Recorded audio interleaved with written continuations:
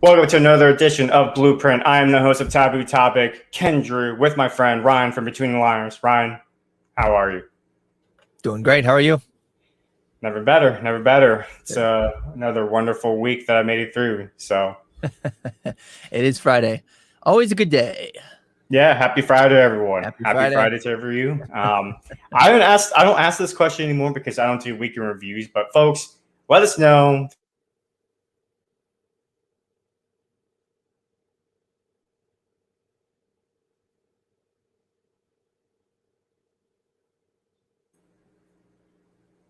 Ryan, how was your week? It was good. I'm just getting in the full swing of the semester, prepping my students for the next speech that they got coming up. And we've got a speech and debate tournament that will be an online tournament in 2 weeks. So we're getting down to the wire with prepping my students for that. So good times though. How about you? How'd yours go? It went pretty well, pretty chill. Nothing crazy as far as classes. I got a B on my latest quiz in math, statistical social sciences, or social sciences statistics, I should say. Science statistics, nice. Yep.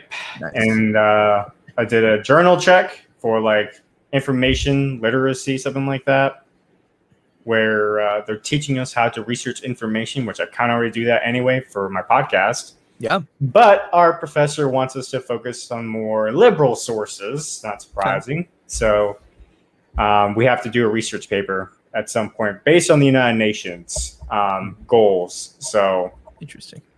It is interesting. And I already have, if anyone follows me on my show, you already know, like, I have a huge skepticism towards the UN as a whole already. So it's going to be a challenge for me to like put my own bias aside and just, suck it up kind of deal. And, just do what I have to do to get the grade that I need to pass. But otherwise, I'm going to try my best to work within the parameters, but while at the same time staying true to myself. So that's going to be a challenge, Ryan. So yeah, it's a good balance though, right? Stay color within the lines, but don't necessarily pretend to be something or someone that you're not. Yeah. So I think my approach to teaching is I don't care whether my students have the same views as me or not. I'm not going to grade them based off of that. Now, if they come up with, just if they did a quick Google and they took the top 3 to 5 points and they did no further research, I'm going to be like, all right, look, we have a discussion about this. But I don't really care if they agree with my personal beliefs or not. In fact, I don't think that they should agree with the teacher 100%. I don't think anybody should. So I try to make that very clear. Unfortunately, not everybody does that. Yeah, and that was the issue I had with the criteria in the journal check, because this is like the journal checks are supposed to be like a build up to the actual final product of your research paper, so you have like something to go off of afterwards. Yeah. But part of the criteria is having good information or factual information. And as we live in the 21st century, it's one of those times where it's like, well, what's your idea of factual information? My idea of facts and your set of facts are two completely different things. If I bring facts that counter the UN's argument, will that be counted against me? And so that's my only concern about going into this class and her criteria. But I'll practice what you do best. Give people benefit of the doubt. So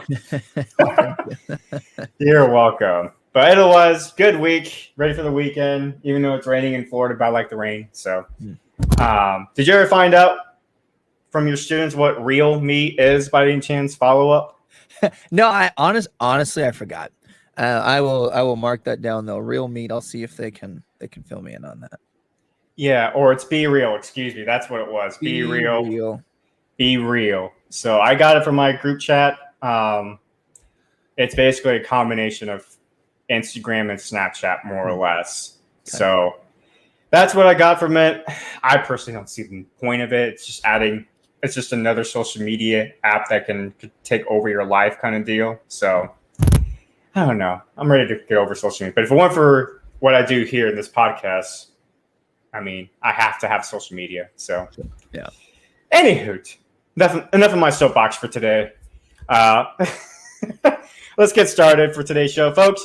This is gonna be the last week for the judicial branch. I know this is a lot quicker than Then the Congress in particular, we went through Congress and took us about a month, literally a month, 4 weeks to get through Congress. But that was because there's a lot more to go over with Congress, and also there's a lot more points of nuances that Ryan and I had to tackle and disagreed. And at times we had impasses, but with the judicial branch, Ryan and I pretty much agreed that should be left alone for the most part. Yep. Would you mind going over what we went over last week, Ryan? Yeah. So we didn't spend a lot of time at the state level. We did kind of say that we should let the states just kind of do their thing. And I think that any constitutional amendments or any like criticisms or things that we would want to change or protect is just at the federal level. So I want to make sure that we note that we are trying to leave the states alone. Some of the states, they'll elect, and they do like election cycles, kind of like the DA. Some of them they appoint, sometimes they're for life. Like it really just depends. And we wanted to let that be. Now for the federal portion, we wanted to keep it the same. It is a life appointment. They are nominated by the president. They are confirmed by the Senate, as is the current process. And then there is no restrictions, no age restrictions, no time restrictions. Like they just, once they're appointed, they go until they either choose to step down or they pass away, one of the two. So that was kind of the gist, I think, of what we got to last week. Like you said, didn't really change a whole lot. No, we agree that as far as at the federal level, it should remain a life appointment because that best minimizes corruption despite its flaws. And if there's any mistakes or errors that we believe that from the Supreme Court, then it should be left to the states to either do a constitutional amendment through a convention of states or Congress to amend the Constitution itself to fix the error, or let the activists and lawyers do their thing and go through the court system and try to appeal the decision like we did with Jim Crow or Roe v. Wade.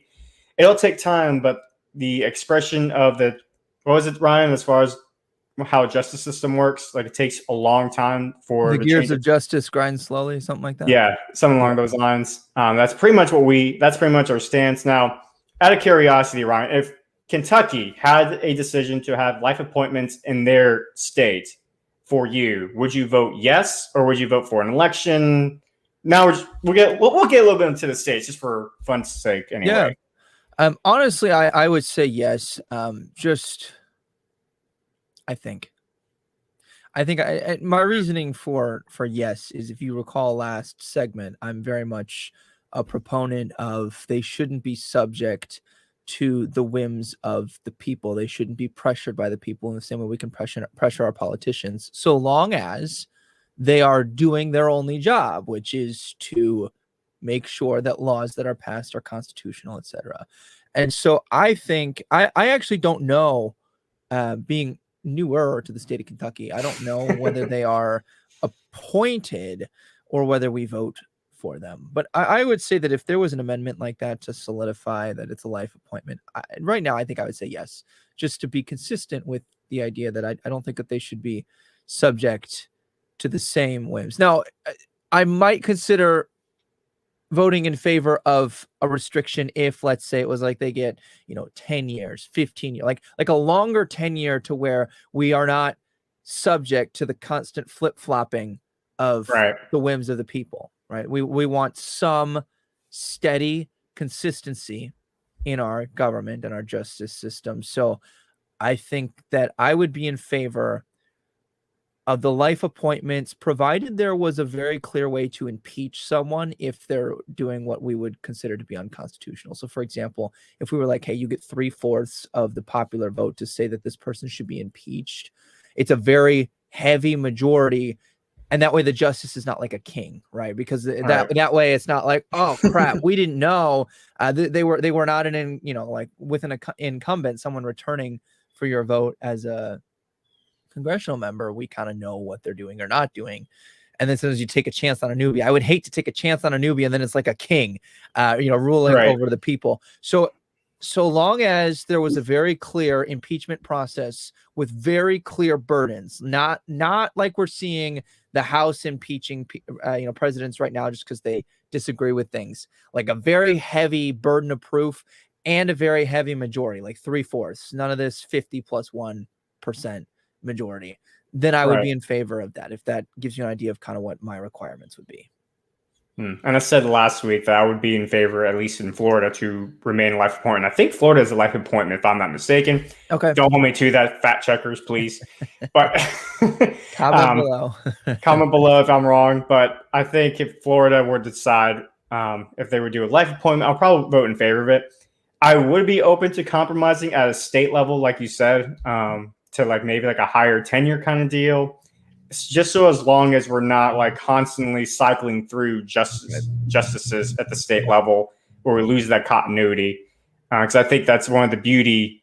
That's the beauty of life appointments. You at least have that continuity, and when you have that continuity, you minimize corruption, and they're not at the whim. They're not at the whims of the people or even the government. Which, the proposals last week will pretty much create the same problems that the Great Britain had during the colonial times, except instead of being under subjugated or ruling for political points with the government, like the king, it'll be for winning political points with the people, and we don't want that. We don't want them to be subjugated to the populace like that. So, I would be open. I would be open to more compromise, but at the federal level for now, just leave it alone. So, with that said, folks, we're going to get into a change that we think needs to take place, but not in the sense of actually creating a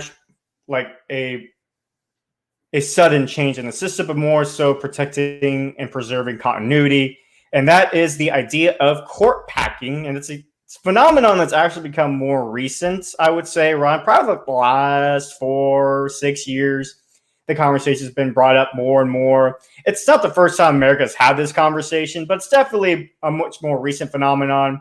You mentioned during our break before we got on that FDR at one point was trying to pack the court. And I wanted you to go ahead and explain the difference between the conservative idea of court packing versus a liberal idea of court packing, because both talk about court packing, but they have two very distinctive ideas. And yeah, go ahead. Sure.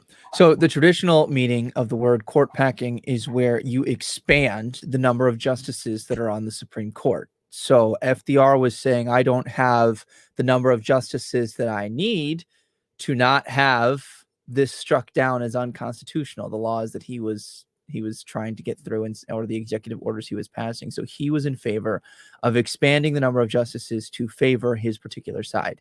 That would be court packing. Now, that didn't go through, notably because at that time, everyone in the Democratic Party for him said, you're crazy. Like, we will bear the ire Right. of people. Absolutely do not do this. Then in the 2016 to 2020 time, when Donald Trump was appointing justices either to the Supreme Court or also, he winds up appointing to some of the federal circuits and things like that at more of the state and regional levels, Democrats started saying that Donald Trump is packing the courts. And he's engaging in court packing. And what they meant by that was that there were liberal justices who retired or passed away, and he was replacing them with conservative justices, which swung the balance of the court in favor of conservatives. Right. And remember, conservative versus liberal on the courts is not the same meaning as the political meaning. It means like a traditionalist, like literalist interpretation, originalist versus more like judicial activism that interprets a living document that can be interpreted to skew in the direction that they want. Right. And so that was how that has been used for honestly the last probably 5 to 6 years, I'd say, where they say that, well, he's packed the courts, which means we need to pack the courts. And it's been amazing to me to watch how they go from one side over here, right? That, well, we hold the power. We like the status quo to we don't like this. So let's break the tool. If we don't get to wield the tool of power, nobody does. And now and then to justify, because it's a radical idea, right? To pack the courts. So from a linguistic standpoint, saying, well, Donald Trump already packed the courts. Now we need to pack the courts. It makes it seem less radical than it actually is, because they engage in what would be called a misnomer. They misrepresent or misinterpret or twist the meaning of a word. And that would be called equivocation, right? Equivocation is where you either have one word that has two different meanings, or you might even have like two similar words that have the same meaning, and they try to like twist them into a box, that it might be called like try to square that circle, right? Like they're trying to twist something that wouldn't originally be there. Donald Trump, by definition of court packing, did not pack the courts. But when you twist the word court packing to mean, well, he packed people on in there, he appointed them. Well, Right. now they get to then say, well, that means we get to do this other version of court packing, which is expanding the courts. Right. And that's one thing that Democrats during the 2020 election was saying, we were not going to pack the court. We're not going to just go ahead and add justices and add more. Even Joe Biden himself said, we are not going to pack the court. And guess what's happened since the election? Now they're saying, they want to pack the court. Why? Because they no longer hold a majority in the Supreme Court. And so they can't have Supreme Court justices. They can't have their laws that are clearly unconstitutional. They won't be upheld anymore. So because of this, they can go ahead and they want to anyway, to go ahead and try to pack the court and add justices so they can regain the majority. They say it's to gain more balance, but they just want to gain the majority again. No. That's all it is. Well, to them, the balance is that they hold the power. And also, they start with the premise that the 2016 election was stolen. And so this was an illegitimate president. Therefore, these are illegitimate appointees. Therefore, the court no longer holds the sanctity that is the Supreme Court. So, and there's this justification that they go through. Now, do you know what their plan and their proposal was to pack the courts? Not off the top of my head. Do you know? Okay. So, yes. So this was talked about quite a bit in the 2016 election, and it was the big push for why they needed to get Raphael Warnock and I'm forgetting the other dude's name. They need to get both Georgia seats to equalize it, because what they were going to do was they were going to say, all right, number one, let's destroy the filibuster. The filibuster meaning that you needed was it 60 of the 100 votes to pass anything other than like budget type things. So they were going to destroy the filibuster, which would then mean that if you don't need the filibuster to add states, they were going to add 2 states. They were going to add DC as a state, and they were going to add Puerto Rico as a state. Right. And those 2 would tend to lean more Democrat, especially if they get to just appoint the representatives who would be in there. So like guaranteed DC would be Democrat, and also Puerto Rico would pretty much go Democrat as well. So then they would go from having 50 to 52. And if 2 of their Democrats didn't stay in line and they got, down to the 50 vote, then they would have Kamala Harris again. Right. So that would be the plan. And then what they would do is, again, because the filibuster is destroyed, they would go ahead and then they would decide to pack the court. And then they would have they would pass legislation that would allow them to do it. Or they would just say, well, Joe Biden's just going to nominate and we're going to confirm. So long as we do that, right, there's no norm being upheld then. And that's the other really interesting thing to me, is that the Democrats are definitely the people who have been claiming, well, we're returning to normal. We're all about playing by the rules. But then they change the rules like that. Okay, well, the norm has been that we don't pack the court, and yet you're talking about packing the court. Well, in their eyes, the idea of going back to normal is being the ones running things and being in charge. Yeah, again, equivocation, right? Because the definition of normal is subjective.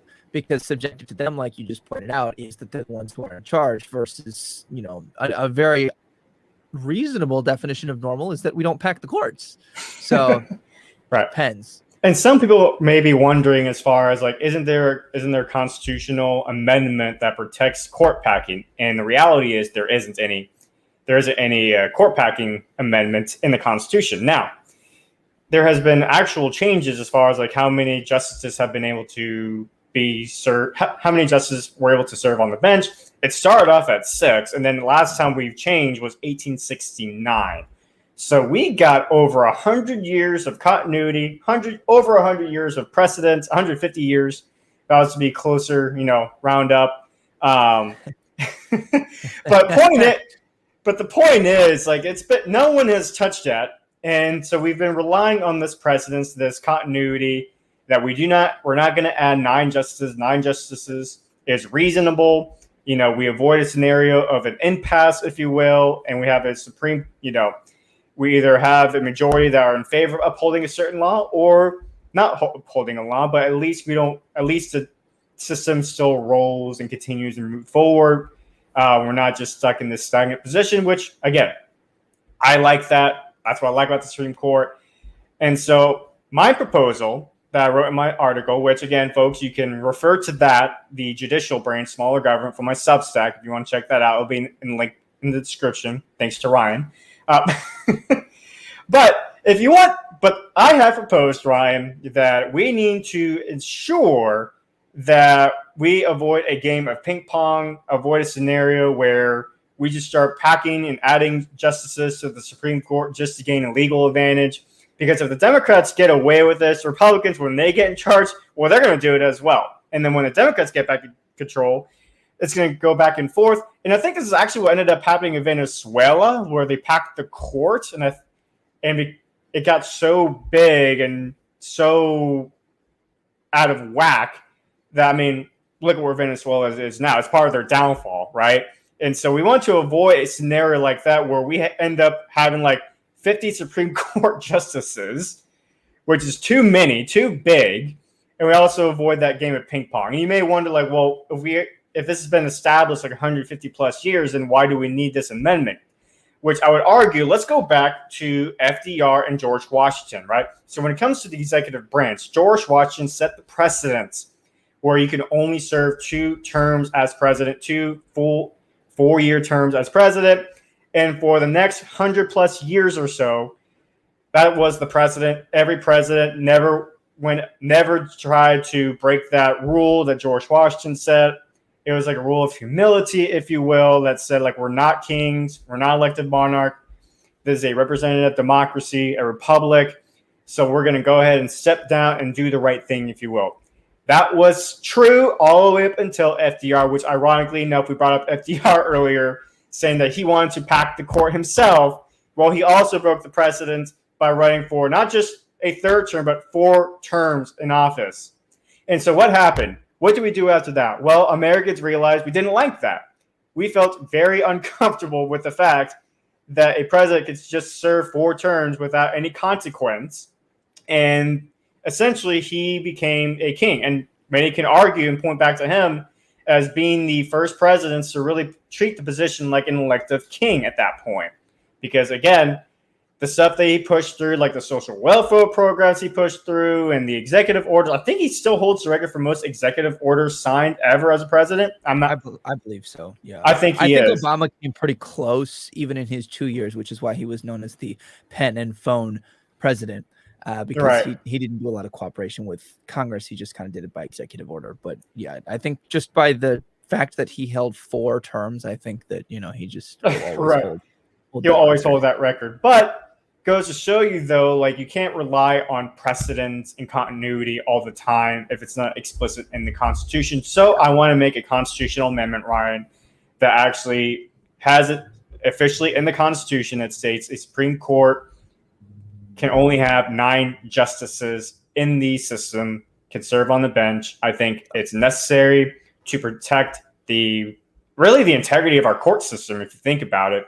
Yeah. And to avoid, again, a scenario where we don't have to work, because at that point, if we have it in the system, we don't have to worry about, if the Democrats are in charge, are they going to try to add and use Supreme Court justices just to gain an advantage? And then when Republicans get in charge, we don't have to worry about them trying to play revenge politics and try to get a legal advantage at that point. So that's my soapbox as far as why I think we need to make a constitutional amendment to protect that continuity and preserve that integrity. So that's my only change, really the only change to the Supreme Court I want to make, really, in this. So I agree with the sentiment of your thing. I would change the wording slightly to say that it shall have 9 instead of it should have. What did you say? 9. Yeah. Just and that sounds like a semantics game, but from a legal standpoint, you need the semantics. It needs to stay at 9, which means that I also don't want it to be fewer than 9 justices, if that makes sense, because you need the odd number to have the tie-breaking vote. Right. And in the rare case that you have a 3-way split, which is kind of what we saw with the Dobbs court case that overturned Roe v. Wade, is you had Justice Roberts technically siding with the majority opinion there, but he also kind of went and did his own thing, kind of trying to do what he would say is like maintain the sanctity of the court, which is another topic that I would like to get on today. But I think that it's necessary to have an odd number. With 6 justices, you can be split 3-3. And then Right. what happens, right? Actually, I genuinely don't know what happens at that point when you have a 3-3 split. I don't know if it stays as is or if it counts as a strike down or what have you. But I really think that keeping it at 9, no more, no less, is going to be necessary. So I would just tweak the language to where it basically mandates that we must have 9, no more, no less. Now, that will not cut against the idea, and this has become, a majorly hot topic in the last 8 years, 10 years, where that doesn't mean that Congress has to appoint the nominee that the president appoints. So, for example, Mitch McConnell choosing to not side and do enough collaboration with the Democrats to put in Merrick Garland as a Supreme Court justice when President Obama nominated him back in 2008 towards the end of his presidency. I don't think that Congress is obligated. They are obligated to confirm an appointee. That doesn't mean that they're obligated to confirm, whatever the president appoints. The president must propose a nominee, and then Congress is the gatekeeper. They decide whether that one gets appointed or not. So just to clarify, me saying that, there shall always be 9 does not mean that Congress is obligated to just, throw, do like a rubber stamp on it that just says, okay, yeah, as long as the president nominates, we'll do that. So I want to make that distinction very clear. Mm-hmm. Now, do we want to allow for that nuance as far as like if we're going to make it to where like there has to be 9 Supreme Court justices that serve on the bench? Let's say there's cases that are coming up and they don't have those 9 justices. Do we want to make it to where they have to have those 9 justices before any type of ruling can occur?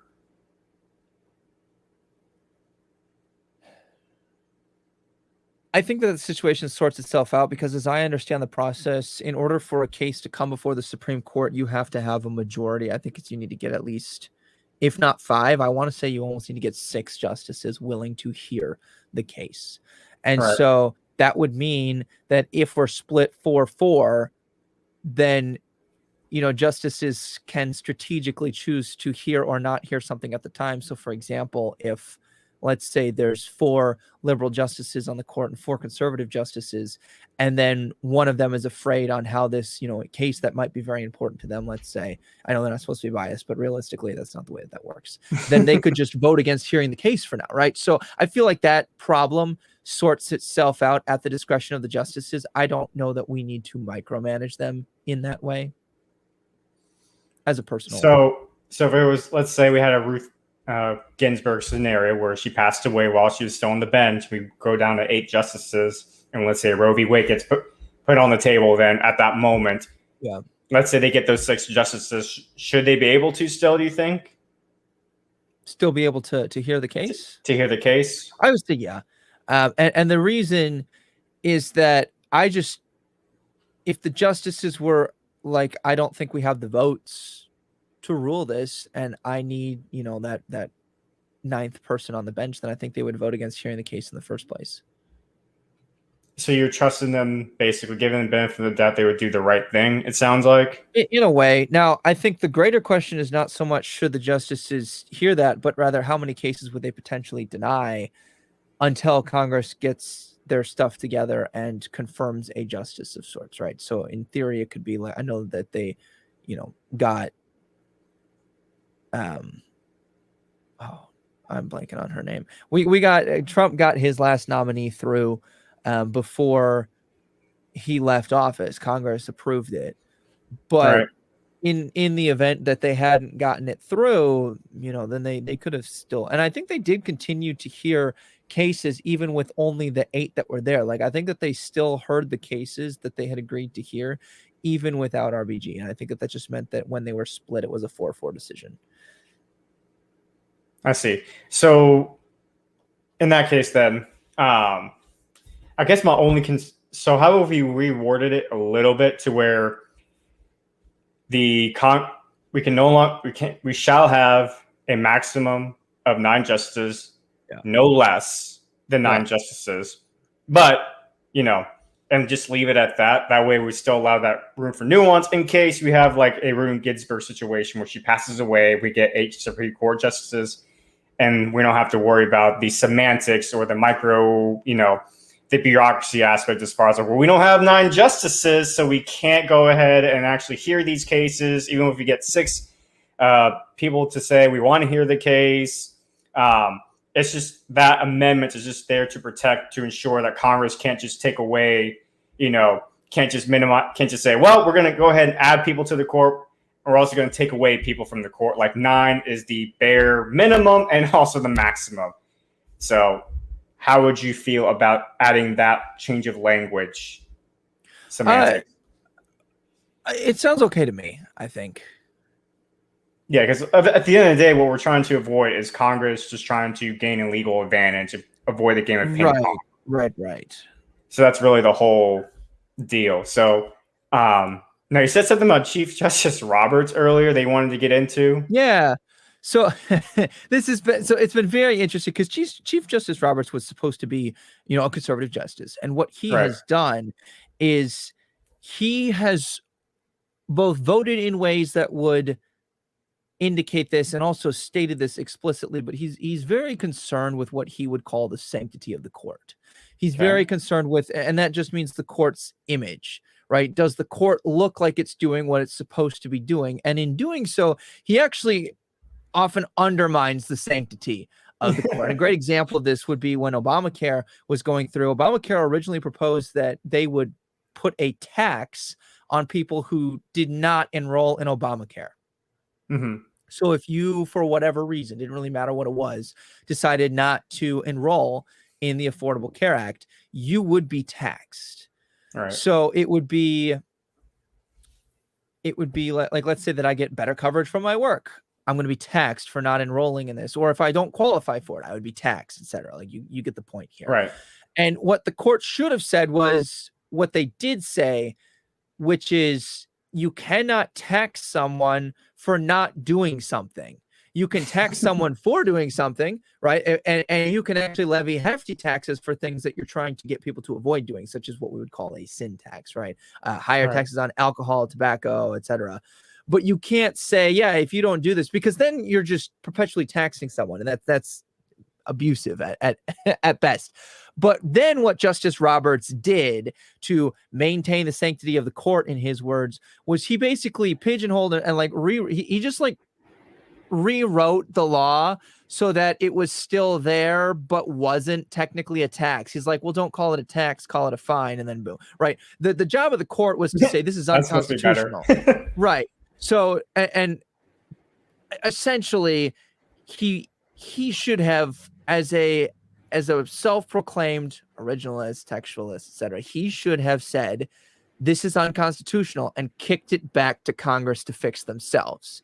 He's not a legislator, but what he did was he sided with the liberal majority, making it a majority at that point that would then make it so that it went through and wasn't struck down as unconstitutional, but on the condition that he like tweaked and rewrote it. And so that's what I'm saying there, is that you're destroying the sanctity of the court to maintain the sanctity of the court.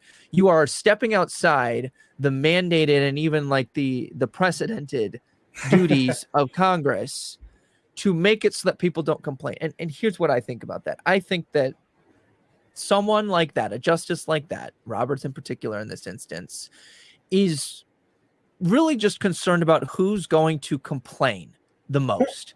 And Democrats tend to complain the loudest. They tend to protest the loudest. They tend to, cause it's the squeaky wheel gets the oil type of a thing. And I think that he knew in that instance that conservatives would complain, but they weren't going to cause as much of a headache. Right. And so he sides with that and then claims that it's for the sanctity of the court. So to me, I think that what he means by sanctity of the court is I don't want to receive pushback from people or become unpopular, and I don't want the court at large to be unpopular, which is a very interesting approach to that. And I will say that Justice Roberts is honestly the Aaron Burr of the justices. He waits to see where the wind blows. We even saw this in the Dobbs decision, right? Like, from my understanding, he was like trying to like get some of the justices to either change their opinions, and then like when he couldn't get them to do that, he basically cushioned his decision to side with the majority. It's very weird. Like he was, I think if I remember correctly from his arguments, at least when it came to that, He was basically trying to uphold the Mississippi law as like a fair compromise. Like, why can't we just leave this alone? You know, let's stay Mississippi, have this law, but leave Roe v. Wade alone. Right. Basically, yeah. And that's not the way that it works, because you have a direct conflict between a state law and a federal law. But actually, it wasn't even a federal law. It was an interpretation of law, Right. which means that it absolutely, because if it had been a federal law, the Supreme Court would need to have ruled whether the federal law was constitutional or unconstitutional. What we're doing here is they were given a chance to determine whether or not the precedent of what was decided in that previous court case was an accurate interpretation, or we want to tweak it based off of not only current situations, but like in essence, if you didn't know this, the case in Mississippi essentially was in direct clash with the precedent of Roe v. Wade, and both parties in Mississippi basically said, no, we want a Supreme Court ruling. We won't compromise. We won't change this. We're going to maintain this gridlocked clash until a decision is made, which then forced the Supreme Court to have to make a ruling one way or another, which is why we had this in the first place. So ironically, I don't know. I'll just say the Democrats' unwillingness to leave that one situation alone really led to the overturning of the precedent as a whole, which is just an interesting way that played out. But well, it's also interesting how we talked about last week, like we're worried about Supreme Court justices trying to rule just to gain popularity with the people, and that's what Chief Justice Roberts. Oh, I mean, absolutely. Yes. That's what he's doing right there. It's like he's ruling based on where the wind blows or the populist is. Yes. As a matter of fact, that's one of his justifications why he wanted, I guess we're kind of pivoting back to last week's conversation, but I mean, his arguments why we should have term limits is so we can be more in touch with the populace, according to Chief Justice Roberts, which, I mean, it's consistent to his beliefs as of right now. But as far as like what he claims to be trying to fight against, like the corruption and everything like that, like he's kind of taking part of that corruption of the Supreme Court. Because again, the whole point of the Supreme Court is supposed to be completely independent, free from public pressure and political pressure, even. Yeah. And go ahead. And what you said about the being in touch, I would argue, and I feel like you'll agree with this, I would argue that it is not the job of the Supreme Court to be in touch with the people.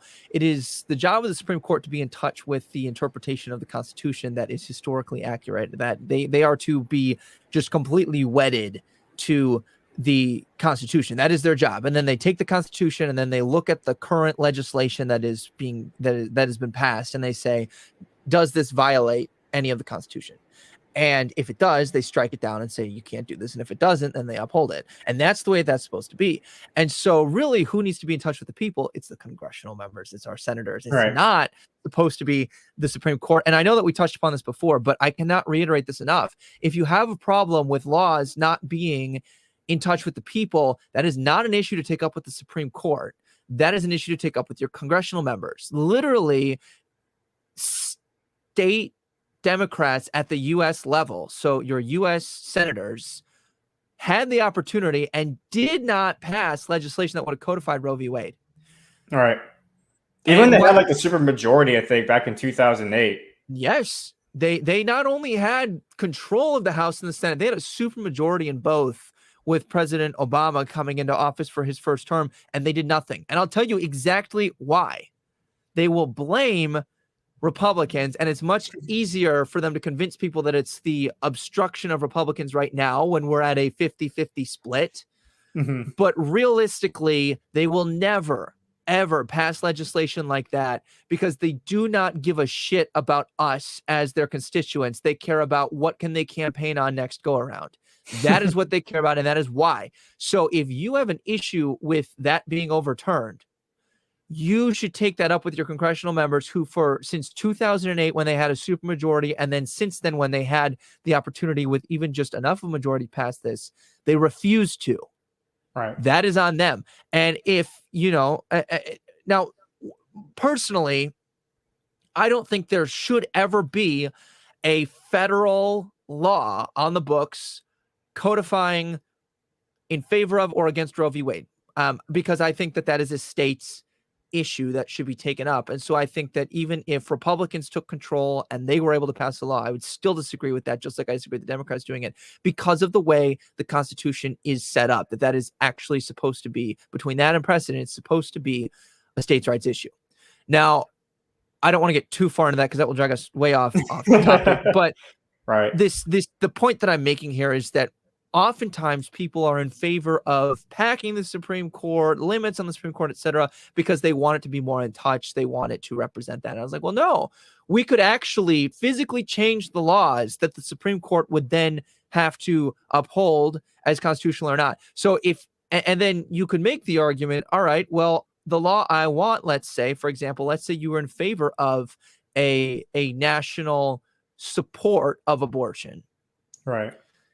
And right now the argument is, well, that would be ruled unconstitutional. Well, then put enough people in Congress to get the supermajority to make it a constitutional amendment that doesn't grain it. Instead of, because what you're doing then is you're trying to treat the symptoms. You're not treating the disease. If you have an issue with any of the laws, pick any side, any law, any issue.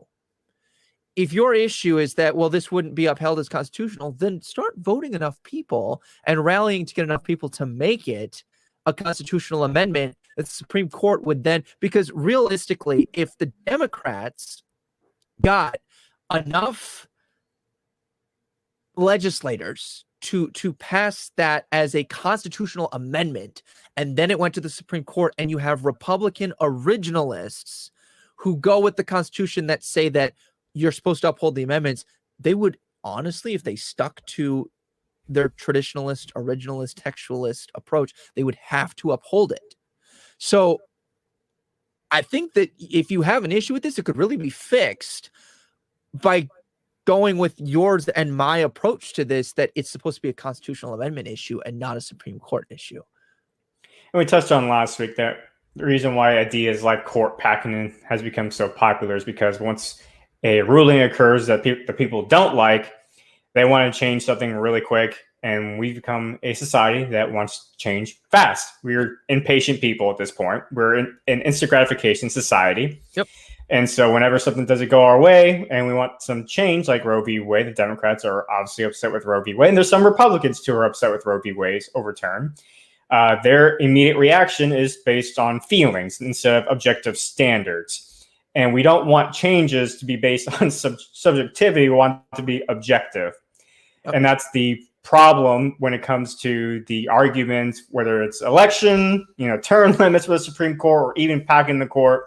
It's based on your personal feelings. So I would challenge anyone who supports court packing. I said it last week when it came to term limits and elections for the Supreme Court, but I'm going to challenge you for court packing. If you're someone who supports court packing and does not support the idea of a constitutional amendment to ensure that Congress can't take away the 9 justices or even add the 9 justices, what is your sentiment? Because Ryan and I, we gave you guys like an objective standard why we think it needs to exist. As far, yes, there's some feelings, there's some subjectivity and everything like that, but for the most part, it's based on objective standards as far as like, well, continuity, precedence. We want to protect those things. And so if you support court packing, ask yourself, is it beyond the realms of, there's been some rulings I don't like. And if that's the case, then that's not a good standard to abide yourself in, because again, your feelings are subject to change because there's going to be some Supreme Court rulings that you're going to like and the other side's going to dislike, and they're going to say the same things that you're saying right now, and you're going to be like, and you're going to change your position from let's pack the court to no. Let's go ahead and keep the system as is and protect that continuity. Well, if that's the case, then you have to come to the conclusion that your idea and sentiments right now about court packing that you want to happen is purely subjective and not objective. And that's what I would conclude with. And to add to that, the reason Donald Trump was able to get 4 nominees in is because Democrats destroyed the filibuster on the judicial confirmation. Right. They made it so that it only took 51 votes to do that. And then they didn't like it when it swung back around. So I say this to point out that the Democrats wind up kind of shooting themselves in the foot and then blaming other people for their problems. They decided to completely massacre and throw out the filibuster because they were not getting the judicial nominees that they wanted. Instead of addressing the issue, they took the cosmetic approach, and it shot them in the foot years later, not even one election cycle later. If they become short-sighted like that again and they try to pack the court, things like that, just be aware that because it is subject to the whims of people, then it will come back around to Republicans. And if Republicans were doing something, I would say the same. Be aware that it will swing back to the other side. It's very short-sighted to pass something based off of your feelings. I'm not saying your feelings aren't valid. I'm not saying you can't hold those feelings. Oftentimes, people's feelings on huge issues will not change because they're rooted in values. So it's not what Ken and I have said is not to undermine that, but rather don't take those feelings and then make it to where people can abuse, in my opinion, abuse the system and then throw us back and forth like ping pong balls because you were in favor of that. And here's what I would say. If you are not in favor of using a constitutional amendment to take care of these things, or to use Congress to just pass them as laws, then I would say that probably you hold the minority opinion, which there's nothing wrong with that. But then you can't tweak the rules to make the minority opinion, or just barely the majority opinion, the rule of the federal law. Because they're like, well, Democrats have been saying this law. Well, this is the will of the people. It's like, if it was the will of the people, you wouldn't need to cram it through on a 50 plus the presidential or the vice presidential vote to tie break that. If it was the will of the people, you would have the filibuster proof 60%. That's not even the 3/4 that some of these wind up taking. That is just 60%. And that's a lot of votes. But again, you need a solid majority. And I would argue that any opinion that is held that is upset that they can't get through on the filibuster proof majority, then it's not moderate enough, or it's not popular enough to get it through. So I would say that's a pretty good temperature check on should this or should this not be going through. And that goes for anything right now. I mean, at the end of the day, the Supreme Court, when you look at the three branches, whether it's the executive branch, congressional branch, or the legislative branch, excuse me, sorry, fact checkers,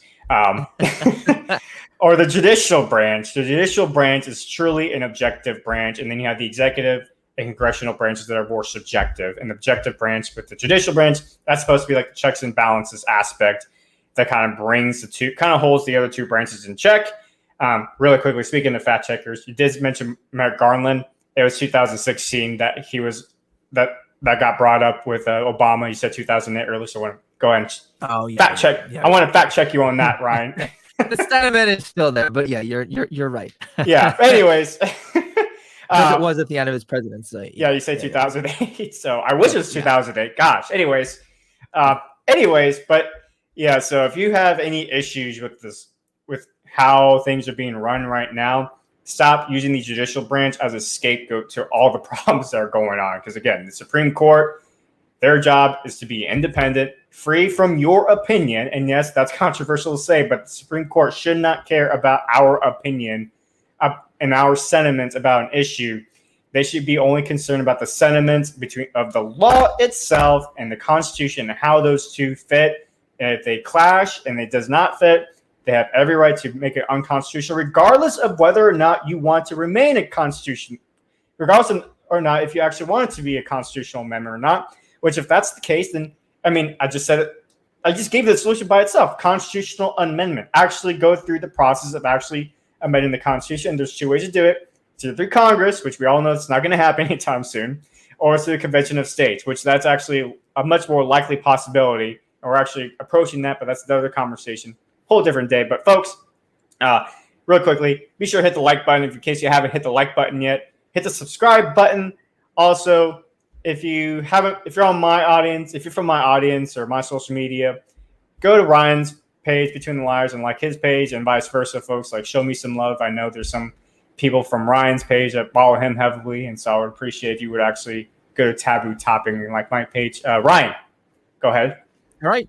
Remember that you can find us on Spotify, Apple, YouTube, Twitch, and Google Podcasts. And you can follow our social medias at Between the Liars and at Kenjin_Express to stay updated on when we go live and what we are doing, when and where. And if you follow this show, we would greatly appreciate a 5-star review. Help us beat that algorithm, move us to the top of the Apple charts, share us with your friends. Like Ken said, make sure you subscribe to the Between the Liars YouTube channels, as well as to Taboo Topics YouTube channel. Help us envision a smaller, more accountable government. And remember, that starts with the blueprint. We'll catch you back here next week. Goodbye for now.